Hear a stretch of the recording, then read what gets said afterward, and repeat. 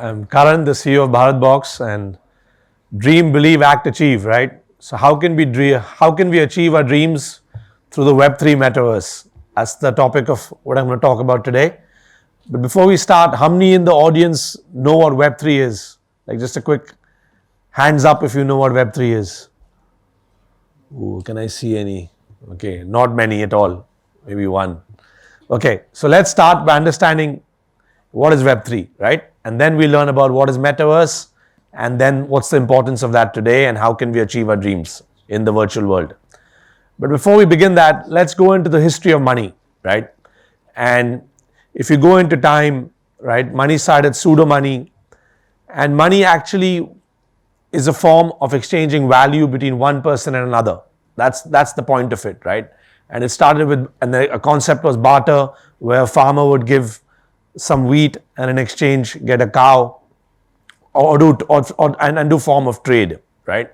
And then money was actually introduced. The concept of coins, metal coins, was introduced by China actually in Asia, which you see there. And that started with metal coins, and then paper money also was set up by China, and then coins moved to Europe. After that, it came into banknotes, and then, as we know now, later on in the early 90s with electronic currency. And then in 2008, after the financial crisis, came the advent of Bitcoin, which relies upon blockchain currency.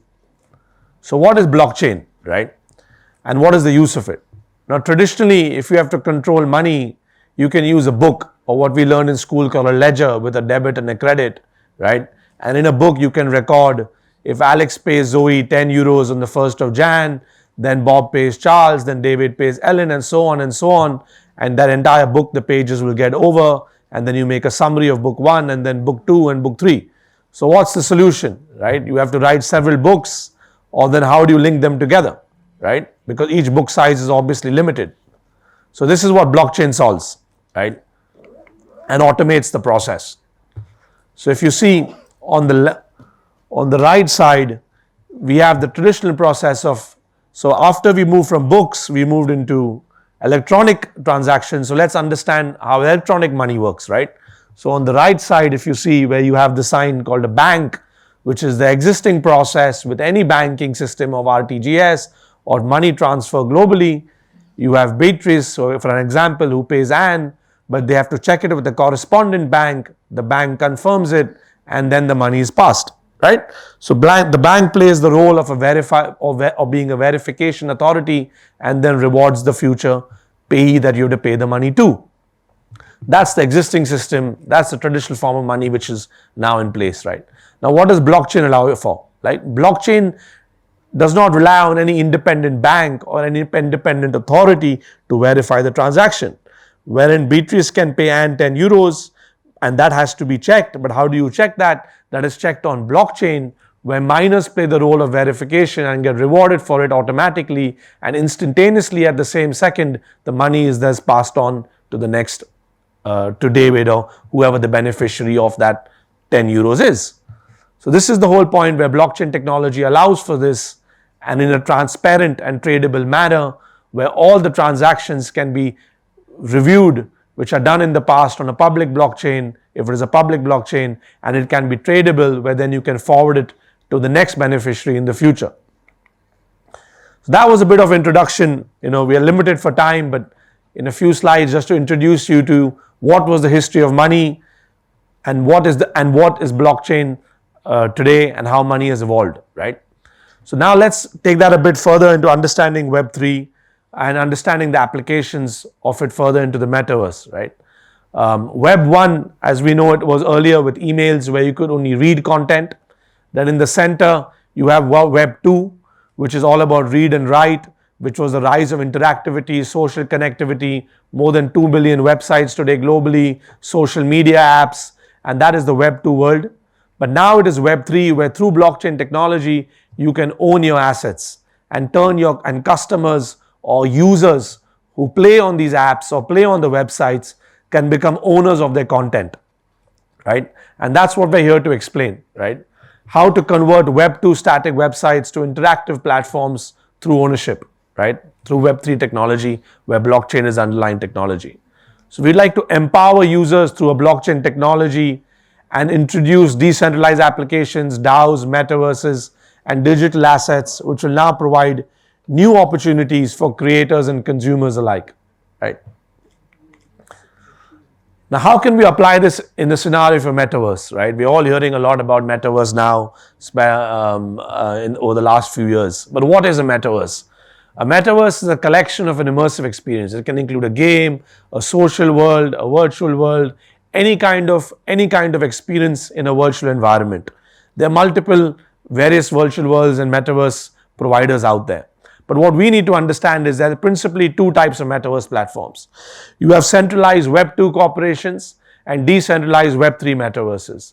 Centralized Web2 corporations control the revenue and they generate the profit from the experience and from the content, and then they share the revenue with the creator, being centralized, right?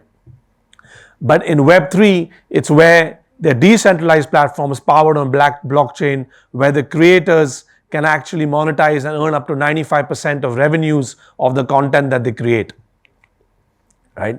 And this is what provides for a new digital economy, different from what we have seen over the last 20 years from the dot-com boom.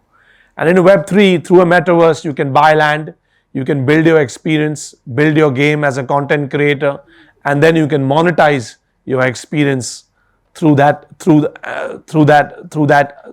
land based on your IP and based on your individual creation, which you will always own.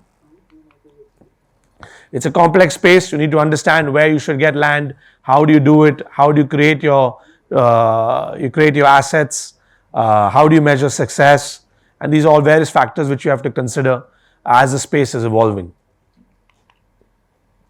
But what is now we learned about Web3, a short introduction to Metaverse, and what's the importance of it today?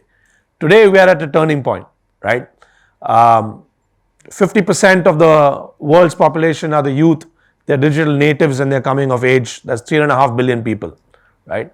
69% of them find traditional ads disruptive. They change their screen where ads run. And 66% of the Gen Z digital youth believe in creating communities which are aligned by interests, which are aligned by creative capability and not just by economic or monetary alignments. Right? As I said, 50%. We have 3 billion gamers in the world, and and we estimate that they spend 12 hours a week, right, in these digital environments, whether it's a game, whether it's a metaverse, not including TV. So not including TV or OTT platforms. This is the amount of time which they are spending in these platforms, which show the importance of this in the future, right? They are growing up in these digital worlds. And in these digital worlds where they wish to be creators, not just viewing the content, but actually creating the content, and then by creating it, owning it, and monetizing it through Web3 technology. $40 billion spent in NFTs in 2022, and we are noticing the importance of digital ownership gradually as we move ahead. So the goal is for the future to empower creators to build new forms of experiences based on true digital ownership, right?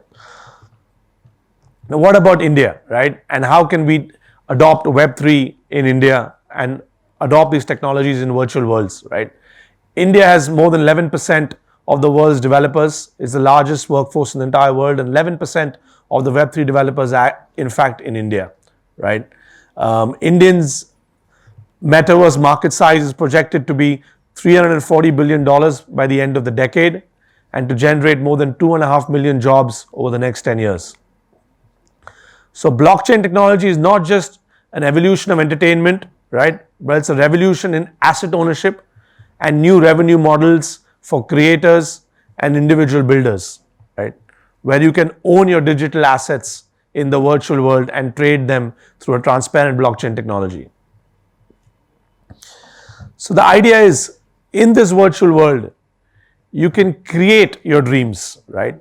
And going back to the topic of the theme of the seminar about dreaming and achieving, how we can dream the virtual reality that we envisage for ourselves and create that in a virtual world where not only can you create it, but you can own it, and you can own that virtual world own that experience, and you can earn through that experience.